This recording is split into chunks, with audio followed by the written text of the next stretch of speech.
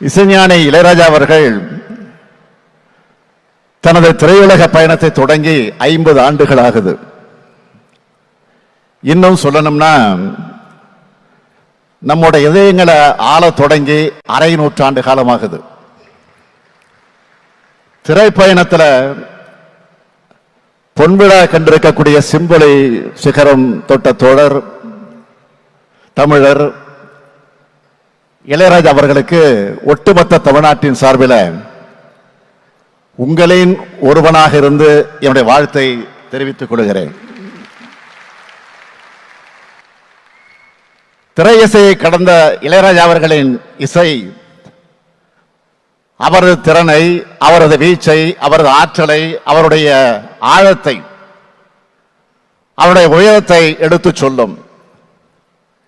இந்த நேரத்தில் இசைஞானி அவர்களை பற்றி சோசியல் மீடியாவில் ஒருவர் எழுதின சில வரிகளை சொல்ல விரும்புகிறேன். இளையராஜா மட்டும் இசையமைத்திருந்தால் திருக்குறளும் நற்றிணையும் புறநானூறும் குறுந்தொகையும் ஐங்குறுநூறும் 18 பரிபாடலும் சிலப்பதிகாரமும் எங்களுக்கு மனப்பாடமாகி இருக்கும் என்று எழுதியிருந்தார். இசைஞானி அவர்களே, நானும் இதையேதான் தமிழ் ஆர்வலரா உங்களிடம் கோரிக்கை வைக்கிறேன்.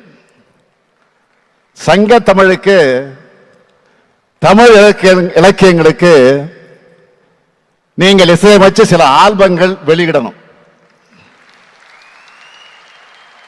எப்போதும் முதலமைச்சர் கோரிக்கை வைப்பாங்க. ஆனா முதலமைச்சராக வந்து தமிழ்நாட்டு மக்களின் சார்பில், தமிழர்களின் சார்பில் நான் உங்களுக்கு கோரிக்கை வைக்கிறேன்.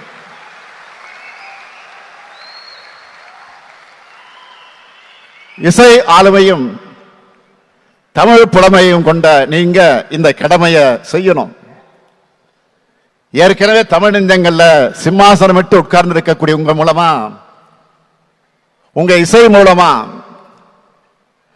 தமிழ்ச்சுவையை அடுத்தடுத்த தலைமுறையினருக்கு பரிமாறப்படணும்.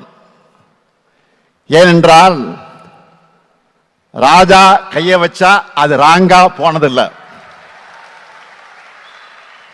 அந்த நம்பிக்கையோட இந்த கோரிக்கை வைக்கிறேன்.